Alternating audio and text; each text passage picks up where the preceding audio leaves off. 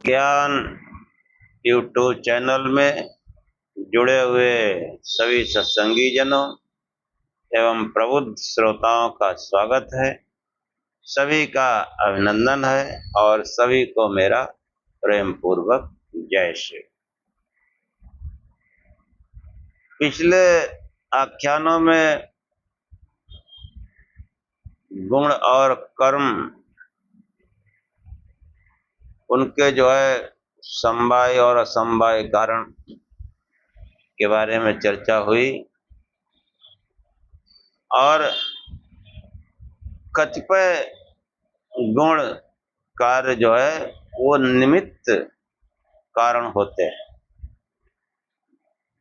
तो वो निमित्त कारण का जो उपदेश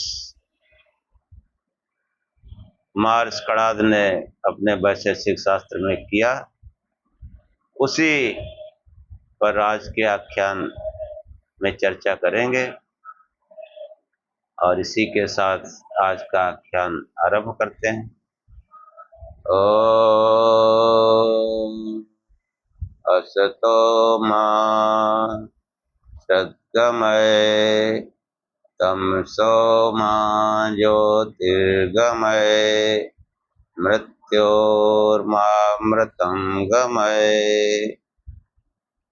हे परम गुरु परमात्मा, हमें असत्य से सत्य की ओर ले चलो, अंधकार से प्रकाश की ओर ले चलो तथा मृत्यु से अमरता की ओर ले चलो।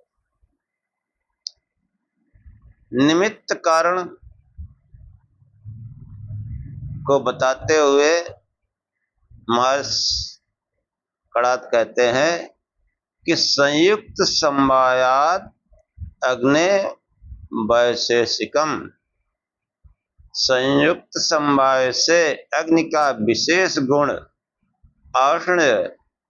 उष्ण स्पर्श पृथ्वी में पाकज रूपादि गुणों का निमित्त कारण होता है। कि अग्नि उसका विशेष गुण क्या है? उष्ण स्पर्श। और पृथ्वी में पाकज रूपादि गुण ये निमित्त कारण होते हैं। कि पृथ्वी में तमाम वनस्पतियां औषधियां उत्पन्न होती हैं और पक जाती हैं। पृथ्वी न हो तो फिर पकेगी नहीं, और उसमें अग्निस्पर्श भी रहता है। तो ये पृथ्वी आदि पार्थिव घटा द्रव्यों में रूप रस आदि गुण पाकज होते हैं। घट के पाकज रूपादि गुणों का समवाय कारण घट है, असमवाय कारण अग्नि घट संयोग है। कि जो अग्नि में जब घड़ा डाला जाता है, रखा जाता है, तो पक जाता है। तो ये उस पाकज गुण से घट का रंग भी बदल जाता है। और ये घट में पाक का कारण अग्नि का विशेष गुण उष्ण स्पर्श है। अग्नि संयोग द्वारा घट में पाक उष्ण स्पर्श से होता है। वो जो उष्ण स्पर्श है उसी से घड़ा पकता है। संयोग सापेक्ष होने से निमित्त कारण रहता है। यहाँ कार्य कारण का संबंध स्व आश्रय संयुक्त समवाय हुआ। स्वपद से ग्रहित अग्नि का विशेष गुण उष्ण स्पर्श, उसका आश्रय अग्नि, अग्नि से संयुक्त घट और समवाय संबंध से रूपादि की उत्पत्ति होती है। इस प्रकार पाकज रूपादि गुणों की उत्पत्ति में उष्ण स्पर्श वो निमित्त कारण है। जो घड़ा वो उष्ण स्पर्श से आकर के पकता है। कतिपय गुण ऐसे होते हैं जो किसी के असमवाय कारण नहीं होते। ऐसे गुणों में आत्मा के विशेष गुणों की गणना मुख्य रूप से की जाती है। हम्म आत्मा के विशेष गुणों की गणना मुख्य रूप से की जाती है। बुद्धि, सुख, दुख, इच्छा आदि गुण उत्पन्न, द्वेष, प्रयत्न, धर्म, अधर्म, भावना, आत्मा में जो ज्ञान, सुख, इच्छा आदि गुण उत्पन्न होते हैं उनका समवाय कारण आत्मा और असमवाय कारण आत्मन संयोग होता है। जो भी बुद्धि, सुख, दुख, इच्छा, द्वेष, प्रयत्न, धर्म, अधर्म, भावना, ज्ञान, सुख, इच्छा आदि जो गुण उत्पन्न होते हैं ये सब उस आत्मा में उत्पन्न होते हैं और इनमें जो है इनका समवाय कारण आत्मा है कि आत्मा के बगैर कोई भी किसी का भी अनुभव, कोई ज्ञान किसी प्रकार का नहीं हो सकता। लेकिन मन जो है आत्मा का, मन का जो संयोग है वो इसका असमवाय कारण है कि मन के बगैर भी कोई जो है अनुभव नहीं हो सकता। परंतु आत्मा के विशेष गुण एक दूसरे के कारण देखे जाते हैं। मैं जानूं ऐसा, ऐसी इच्छा का कारण ज्ञान का कारण है, ऐसी इच्छा जो है ज्ञान का कारण है। जानने पर उसकी प्राप्ति की इच्छा होना, यहाँ ज्ञान इच्छा का कारण है। कार्य कार्थ प्रत्याशत के अनुसार इन्हें एक दूसरे का असमवाय कारण माना जाना चाहिए। अनिष्टापत्ति होने से आत्म विशेष गुणों को असमवाय कारण न मानकर केवल निमित्त कारण माना जाता है। जो है आत्म विशेष गुण को जो है असमवाय कारण यहाँ न मानकर निमित्त कारण माना जाता है कि इन सब का निमित्त जो है वो आत्मा है। प्रस्तुत शास्त्र का निगमन करते हुए सूत्रकार ने कहा कि दृष्टानाम दृष्ट प्रयोजनानाम दृष्टाभावे प्रयोगो अभ्युदयाय। अब अभ्युदय की बात हुई कि जो है देखे हुए, यानी दृष्टानाम देखे हुए, दृष्ट प्रयोजनानाम देखे हुए प्रयोजन वाले पदार्थ और उनके धर्मों को, दृष्टा भावे दृष्ट प्रयोजन के भाव में जो प्रयोगात्मक रीत पर परीक्षण करके परिणाम प्राप्त किए जाते हैं वह सब अभ्युदय यानी कल्याण के लिए होते हैं, अपने और समाज और राष्ट्र के लिए होते हैं। जो भी दृष्ट देखे हुए प्रयोजन वाले जो पदार्थ हैं, दृष्ट प्रयोजन के अभाव में जो प्रयोग किए जाते हैं वो क्या किए जाते हैं, वो अभ्युदय के लिए, अपने और समाज राष्ट्र के अभ्युदय के लिए किए जाते हैं। कि शास्त्र के प्रारंभ में अभ्युदय और निःश्रेयस के साधन भूत धर्म का निर्देश किया गया है। वह धर्म उन पदार्थों का है जिनके बीच संसार में आकर आत्मा आ बैठता है। संसार की रचना आत्माओं के भोग और अब्बर को संपन्न करने के लिए। ये बात हमेशा याद रखना चाहिए कि संसार की जो रचना है, सृष्टि रचना, ये आत्मा के भोग और अपवर्ग दोनों के लिए है, दोनों को संपन्न करती है संसार की रचना। मानववाद समस्त प्राणियों का जिन पदार्थों के साथ सीधा संपर्क है वे हैं पृथ्वी, जल, तेज, वायु आदि। इन्हीं के बीच संसार में आकर आत्मा बैठता है।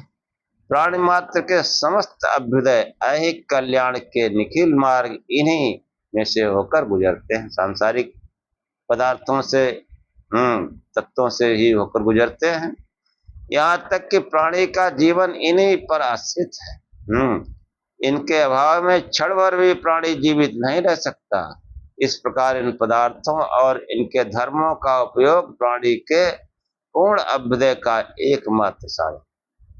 पृथ्वी, जल, तेज, वायु, इसके बगैर तो क्षण भर भी नहीं रह जा सकता। पृथ्वी नौ कहाँ रहोगे? बिना जल के कैसे जीवन चलेगा? शरीर में जल है, जल ही जल है। और तेज, जो शरीर में गर्मी है, अग्नि, उसके बगैर भी क्षण भर शरीर ठंडा हो जाए जान लो, खेल खत्म। वायु, एक बार सांस खींचने को ना मिले जान लो, खेल खत्म। तो क्षण भर भी जो है वो जो है इनके बगैर जीवन नहीं चल सकता। इन पदार्थों और इनके धर्मों का उपयोग, इनका जो ठीक से उपयोग करना जान जाते हैं, उनका संसार में अभ्युदय होता है।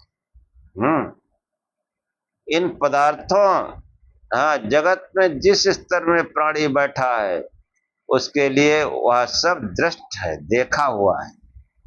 दृष्टा नाम और दृष्ट प्रयोजना नाम दृष्टा भावे प्रयोगो अभ्युदयाय। तो सूत्र कहता है कि दृष्टा नाम दृष्ट पदार्थों कि जो है जगत के जिस स्तर में प्राणी बैठा उसके लिए वह सब दृष्ट है, देखा हुआ है, उसके उपयोग में आता है, उसका प्रयोजन भी दृष्ट है। दृष्ट प्रयोजन है, जो दृष्ट प्रयोजन है वो क्या है? भोग।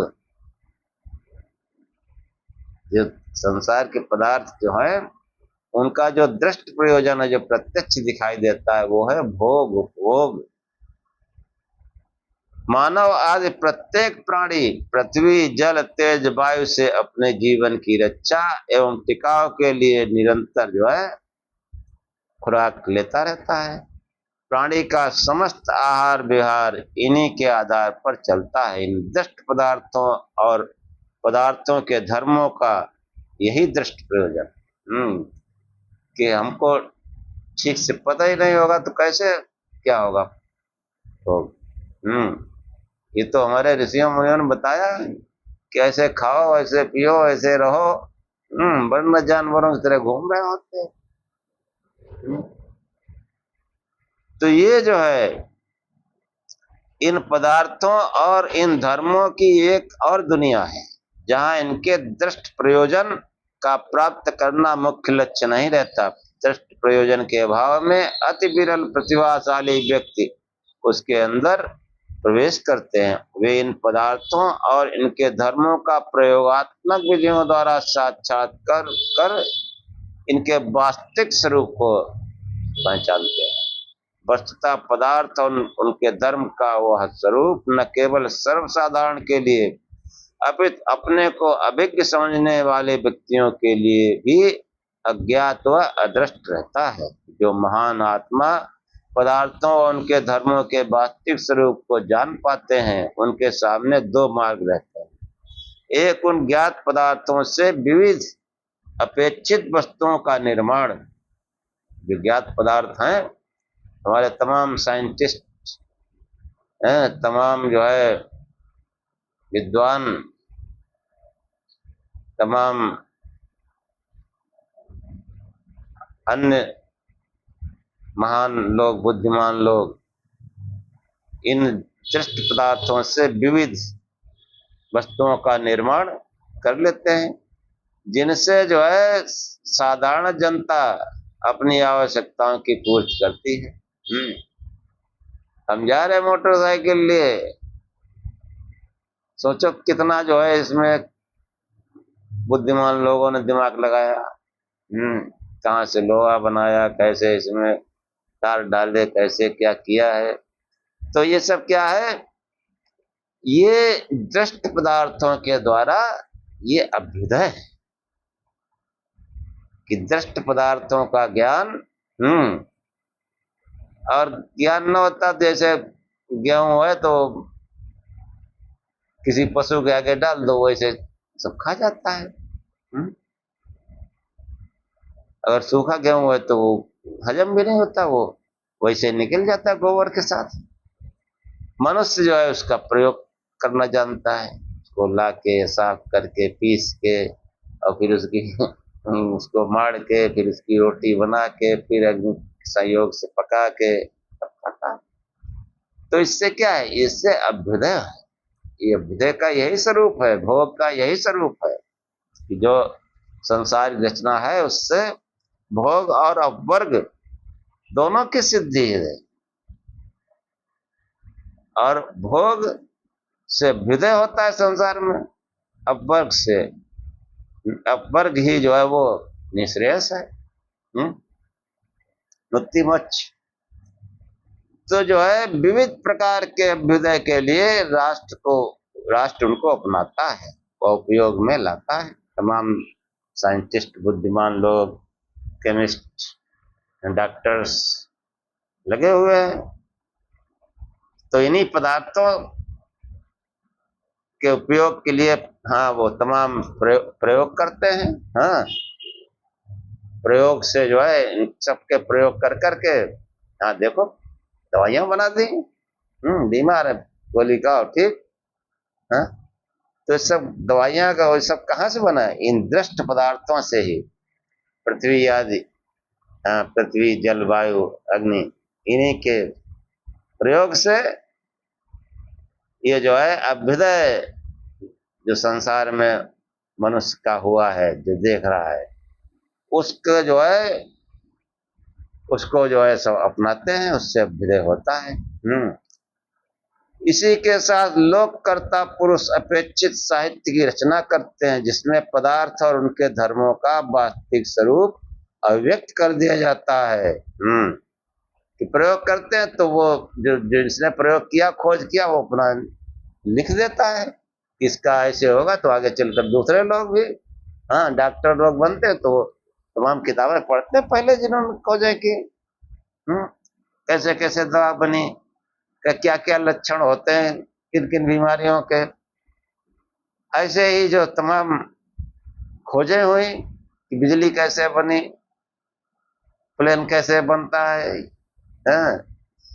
ये इंजन कैसे बनता है, तो ये सब प्रौद्योगिकी और इंजीनियरिंग की किताबें हैं।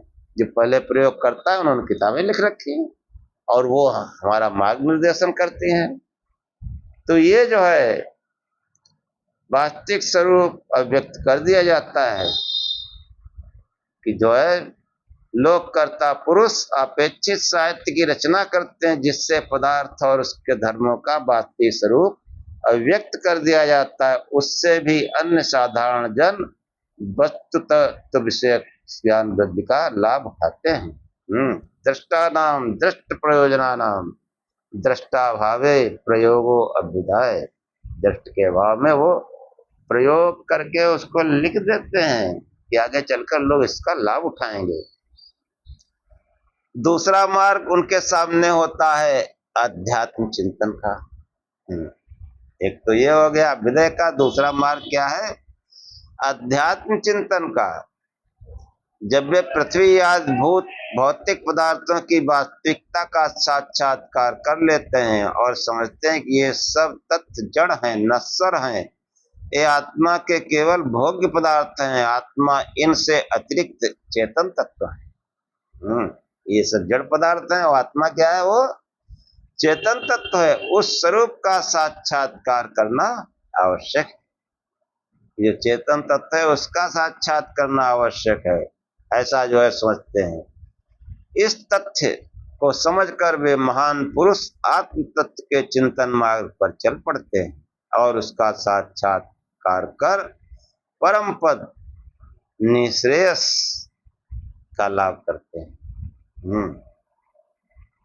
पृथ्वी तत्वों और उनके धर्मों का साक्षात्कार सीधा निःश्रेयस का साधन नहीं होता, पर वह निःश्रेयस के मार्ग का द्वार खोल देता है। इसी भावना से शास्त्रकार ने शास्त्र के आरंभ में अभ्युदय और निःश्रेयस दोनों का साधन धर्म यानी पदार्थ धर्म को बताकर प्रस्तुत निगमन सूत्र में निःश्रेयस का उल्लेख न कर केवल अभ्युदय का जो है निर्देश किया है। शास्त्रकार की यह प्रवृत्ति प्रकट करती है कि पदार्थ धर्म विषयक तत्व ज्ञान अभ्युदय का तो साक्षात साधन है, परंतु निःश्रेयस की प्राप्ति के लिए वह केवल मार्ग का उद्घाटन करता है।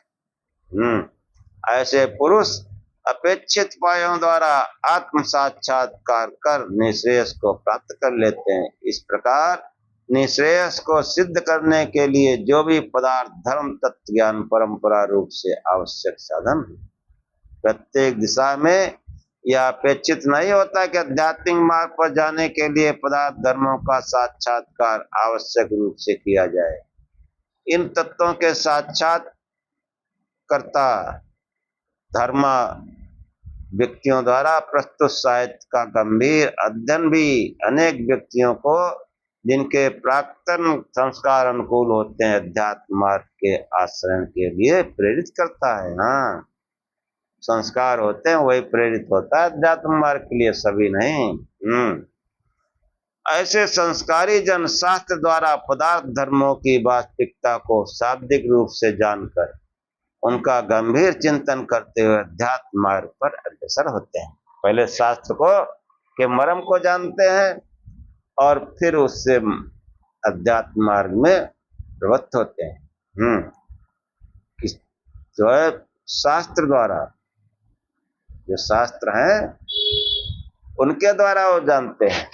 इस शास्त्र जो है वो अभ्युदय और निःश्रेयस दोनों का मार्ग बताते हैं। पीछे जो है जो 3 शास्त्रों पर हम लोग चर्चा कराए हैं उनमें जो है निःश्रेयस का वर्णन है। हाँ, कि त्रिविध दुख अत्यंत निवृत्ति अत्यंत पुरुषार्थ था, और उस पुरुषार्थ के लिए योग है। योग मार्ग अपनाओ और धर्म के वास्तविक स्वरूप को जानने के लिए न्याय व्यवस्था है। न्याय, हाँ, कि न्याय ही जो वास्तविक स्वरूप को बताता है। कि बात जल वितंडा वो जो 16 पदार्थ हैं वो बिल्कुल वैज्ञानिक और बौद्धिक तरह से जो है तत्व ज्ञान की बात करता है, और वैशेषिक उन तत्वों को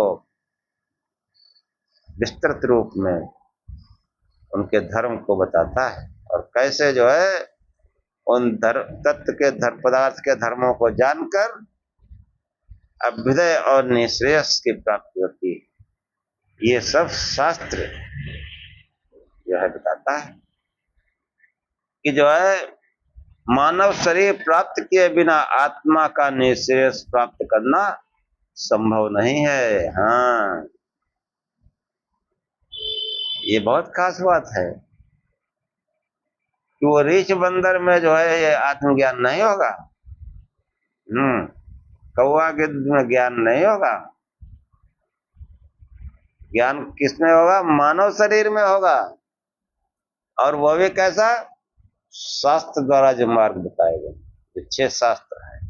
अगर उन शास्त्रों में हमारी पूजा पद्धति जो हम करते हैं उसके उल्लेख नहीं, इसका मतलब वो दिशा गलत है।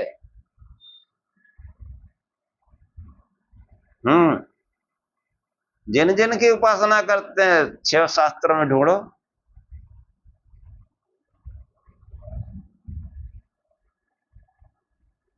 वेदांग में ढूंढो, वेदों में ढूंढो, कहीं है ही नहीं। अधिकांश यही है, वेद के इतर उपासना कर रहे हैं, वेद के इतर कर्म कर रहे हैं। कैसे सिद्धि प्राप्त होगी? कुछ नहीं, मनोरंजन करते हैं भाड़ों की तरह।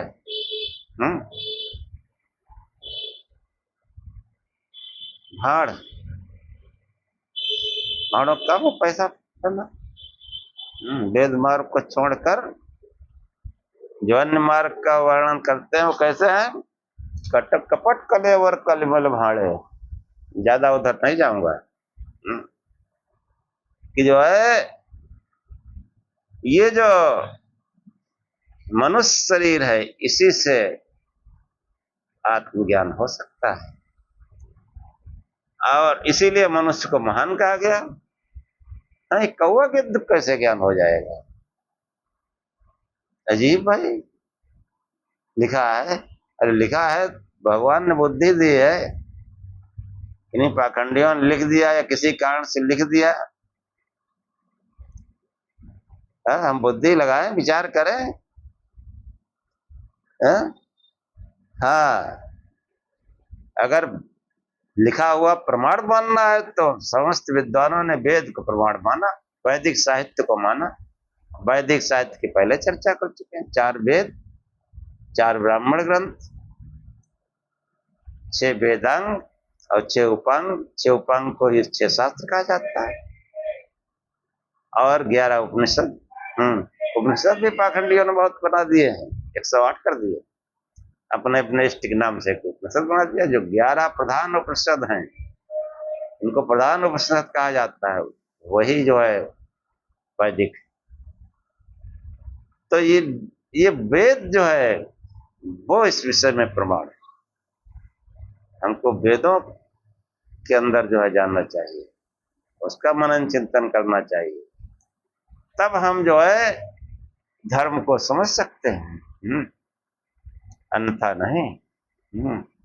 आर्ष धर्मोपदेशम च वेद शास्त्रा विरोधिना यस्तर्केणानुसंधते सधर्म वेद नेत्रः। वेद मंत्र पढ़ भी लिया, उसमें विचार नहीं करते, तर्क करके उसको समझो। ये सनातन वैसे नहीं, बौद्धिक है। और जब ठीक से समझ जाओगे तब फिर कोई संदेह नहीं रहेगा। नहीं समझोगे संदेह बना रहेगा। नहीं समझोगे तो बस वेद मंत्रों में बैठे रहो, भारवाही पशु की तरह रहो। और उनके जो है वेदवाणी की ऐसी महिमा है कि उसके मनन चिंतन से ही मन उन्नत हो जाता है, अध्यात्म की ओर प्रवृत्त हो जाता है। कोई आर्ष पुरुष, तत्वज्ञानी पुरुष, ऋषि, योगी का उपदेश, और तमाम बनुआ पाखंडी आप्त पुरुष ऋषि योगी बने हुए, तो जो है मनु महाराज ने जो है आगे बता दिया कि वेद शास्त्र विरोध न, वेद और शास्त्र के विरोध में बात न कहे वो आर्ष पुरुष है। चाहे जैसा हो। हाँ, लोग कहते हैं कि महात्मा बुद्ध ने वेदों को नहीं माना।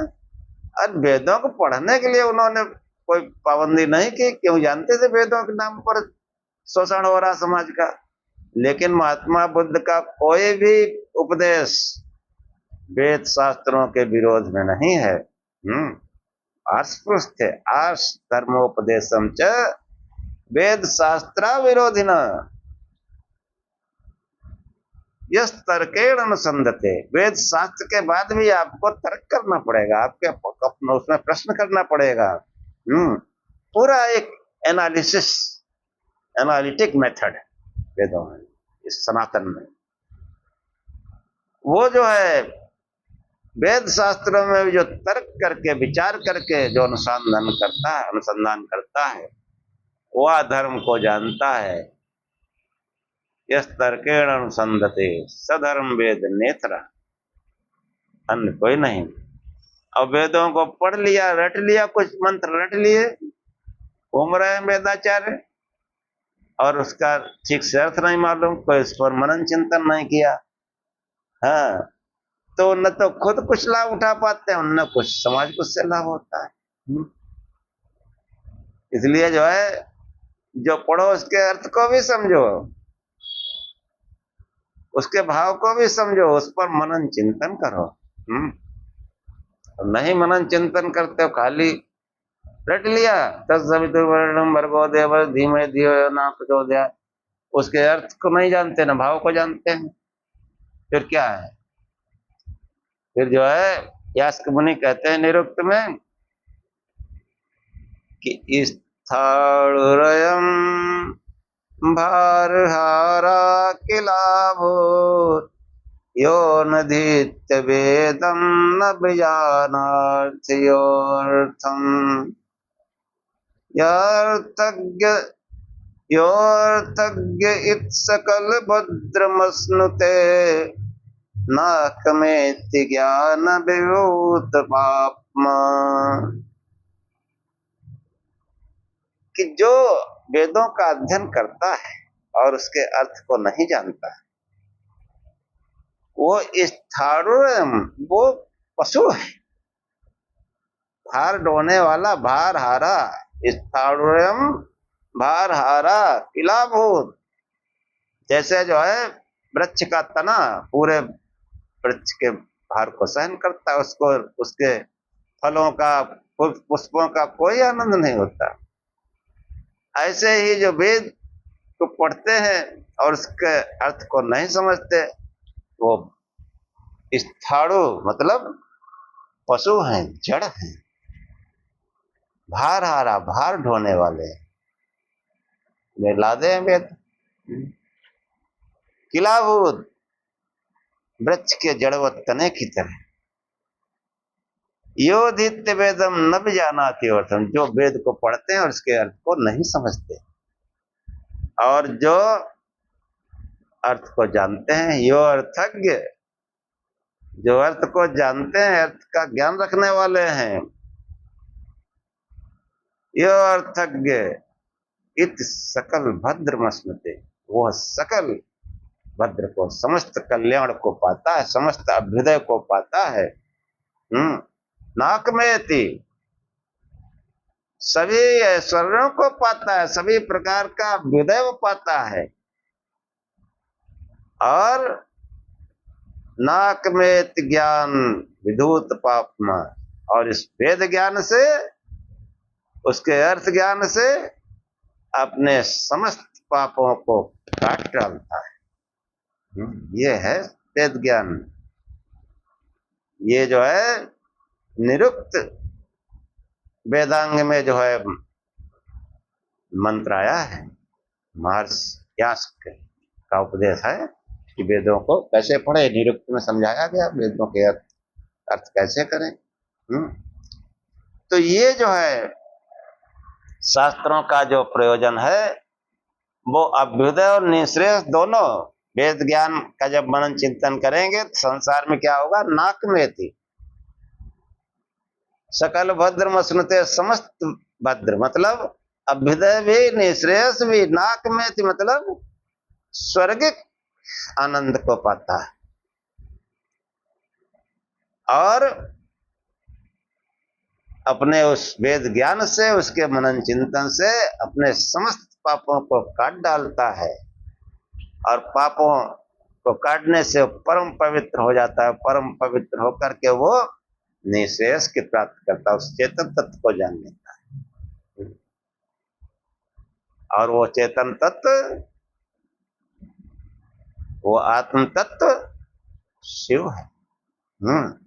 इसलिए जो है शिव शिव जब बार बार जो कहते हैं, और कोई उपासनीय नहीं, केवल और केवल हाँ शिव की उपासना जो सनातन से होती है। ये बीच में कुछ लालची पाखंडियों ने धीरे धीरे बढ़ा दिया, जोड़ दिया, फिर तमाम किताबें लिख दी। लेकिन हमारा जो वास्तविक सनातन है, वो उसका आधार वेद है और वैदिक साहित्य। वेदों को समझने के लिए हमारे तमाम आचार्यों ने जो है जो टीकाएं की हैं, उनको वेदांग कहा जाता है। और किसी विशेष विषय को अपने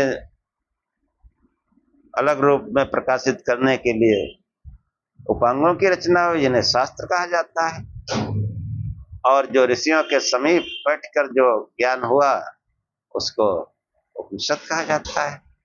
और साथ में जो लौकिक कर्म कांड आदि कराने के लिए वो ब्राह्मण व्यवस्था है, इसमें ब्राह्मण ग्रंथ है यज्ञ आदि कराने के लिए। तो ये सब वैदिक साहित्य। इसके अलावा जो भी आप पढ़ेंगे वो जो है उसमें मिलावट है, और मिलावट में आप चले जाएंगे, मनोरंजन का साधन बन जाता है, ज्ञान का कोई वो नहीं, सिर्फ मनोरंजन ही करते हैं सब धर्म के नाम पर। तो मनोरंजन न करो। इसलिए जो है खूब सोच विचार कर वेदानुकूल वास्तविक सनातन है उसको समझें, उसका प्रचार करें, और वेदानुकूल जो है भगवान शिव की ही उपासना है, और कोई नहीं। जिसको हमसे तर्क बहस करना हो कर। और इसी के साथ आज का व्याख्यान समाप्त करते हैं। ओम सहनाववतु सहनौ भुनक्तु सह वीर्यं करवावहै तेजस्विनावधीतमस्तु मा विद्विषावहै। ओम शांति शांति शांति। हे परमात्मा, हम दोनों श्रोता और वक्ता की साथ साथ रक्षा करें, साथ साथ पालना करें। हमारा पढ़ा पढ़ाया एक साथ तेजस्ता को प्राप्त करें। हे परमात्मा, हम दोनों को त्रिविध शांति प्राप्त, हम आपस में द्वेष न करें, साथ साथ बल को बढ़ावें, पराक्रम करें। सहनाववतु सहनौ भुनक्तु सह वीर्यं करवावहै। हम लोग क्योंकि साथ साथ रक्षा करें, साथ साथ पालना करें, साथ साथ हम पराक्रम करें। हमारा पढ़ा पढ़ाया एक साथ तेजस्ता को प्राप्त हो, हम आपस में द्वेष न करें। हे परमात्मा, हम दोनों को त्रिविध शांति प्राप्त हो, हमारे जीवन में दैहिक दैविक भौतिक कोई कष्ट न आए। ओम शांति शांति। जय श्री